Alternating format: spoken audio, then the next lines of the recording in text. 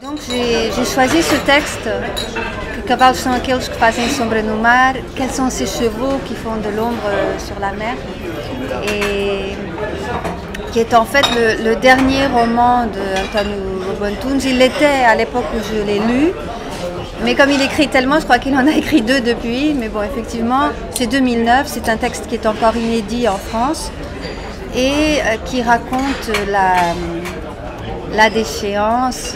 Bon, c'est une grande... je veux dire, António Lobo Antunes est un grand écrivain de la déchéance, un grand spécialiste littéraire de la déchéance, d'une grande famille portugaise dans la région du Ribatejo, c'est-à-dire la région des grands élevages de taureaux et de chevaux. Et donc cette famille qui a été riche autrefois, maintenant se trouve essoufflée, le père est mort. Le roman commence au moment où la mère se meurt, et à cette occasion, tous les enfants s'expriment.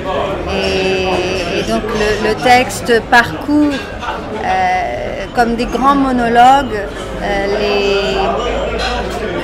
les points de vue de ces enfants et leurs problèmes qui sont terribles. Et l'art équestre a tout à voir avec ce roman, évidemment. Il est question de chevaux tout le temps. Et donc l'idée m'est venue d'essayer un duo entre littérature et art équestre. Parce que comme dans les arts martiaux, comme dans le yoga, enfin, dans ces arts qu'on apprend de façon très très sérieuse et minutieuse, il y a une dimension philosophique et littéraire. On est amené à se poser des tas de questions. D'ailleurs, certains cavaliers ont beaucoup pensé cet art équestre. Et donc voilà, j'ai voulu essayer de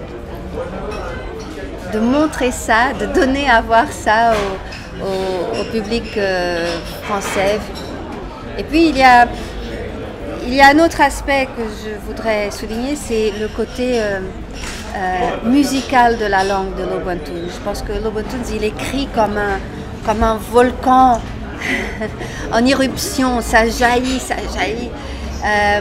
Et souvent, même dans ses répétitions, dans ses ressassements, à chaque fois un peu différents, voilà, il y a un côté vraiment musical de la langue. Et je me suis dit que le cheval, parce que l'art équestre portugais c'est vraiment une danse à cheval, que le cheval et le chevalier danseraient sur cette musique qui est la littérature de Lobo Antunes.